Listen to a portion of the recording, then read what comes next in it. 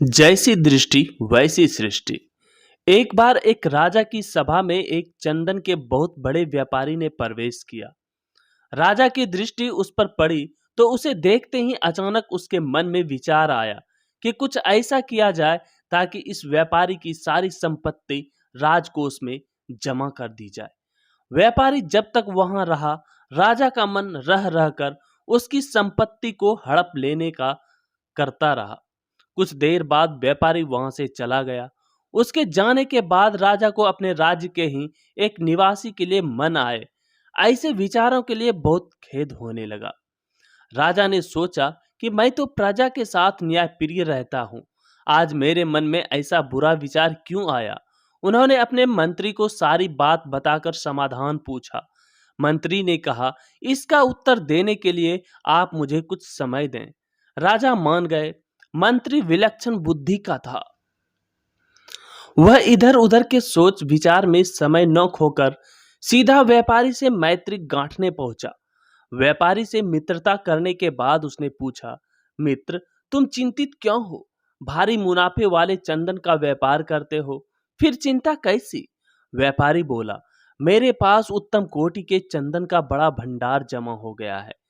चंदन से भरी गाड़ियों लेकर अनेक शहरों के चक्कर लगाए पर नहीं बिक रहा है। बहुत धन इसमें फंस पड़ा है। अब नुकसान से बचने का कोई उपाय नहीं है।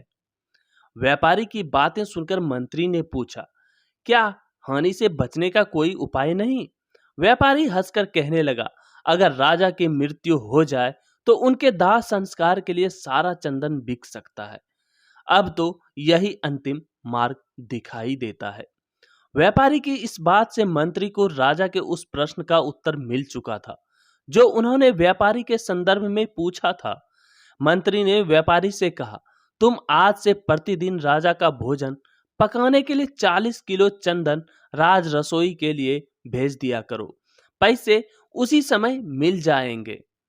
व्यापारी यह सुनकर बड़ा खुश हुआ। प्रतिदिन और नगद चंदन बिक्री से तो उसकी समस्या ही दूर हो जाने वाली थी। वह मन ही मन राजा के दीर्घायु होने की कामना करने लगा ताकि राजा की रसोई के लिए चंदन लंबे समय तक बेचता रहे। एक दिन राजा अपनी सभा में बैठे थे। वह व्यापारी दोबारा राजा के दर्शनों के लिए वहां आया।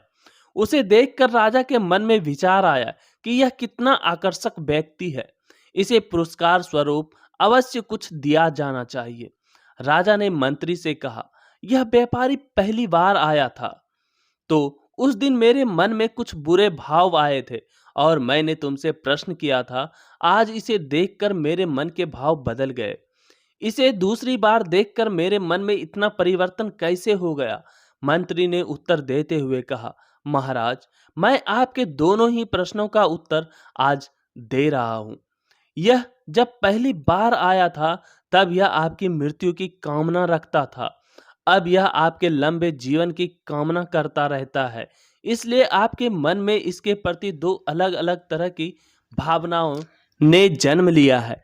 जैसी भावना अपनी होती है वैसे ही प्रतिबिंब दूसरे के मन पर पड़ने लगता है। यह एक मनोवैज्ञानिक सत्य है।